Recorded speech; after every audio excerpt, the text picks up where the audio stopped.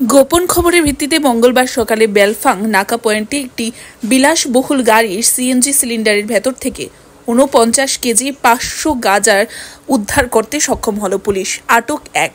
দীর্ঘ প্রায় ২.৫ ঘন্টা গাড়িতে তল্লাশি চালিয়ে পরবর্তীতে গাড়ি সমেত গাড়ি চালককে আটক করে পুলিশ।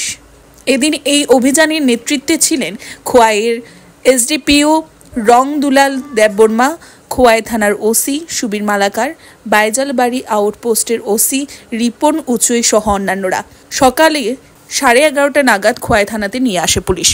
আজকে সকালে আমাদের কাছে খবর ছিল একটা বড় ভিআইপি গাড়ি XL6 গাড়ি করে গোপন চেম্বারে করে বহিরাজ্যে গাঁজা পাচার হয়। ওই অনুসারে আমরা নাকাতে টিম লাগাই এবং টিম লাগিয়ে যথারীতি আমরা সঠিক সময়ে গাড়িটাকে আমরা ডিটেইন করতে পারি এবং গাড়িটা ডিটেইন করে আমরা সরকারি কর্মচারী এবং DCM sir, IPS sir, SDP স্যারের সামনে আমরা গাড়িটা প্রপার NDPS এর নিয়ম অনুসারে সার্চ করি এবং সার্চ করে গাড়ির বিভিন্ন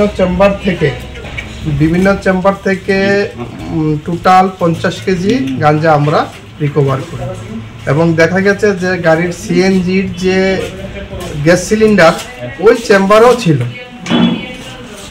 ঠিক আছে। নির্মল দাস, বাবার নাম অমৃত দাস, বাড়ি সিগাই থানার আন্ডারে গোপাল নাম। গাড়িটাকে আগরতলা থেকে আসছিল? আগরতলার দিকে আসছিল।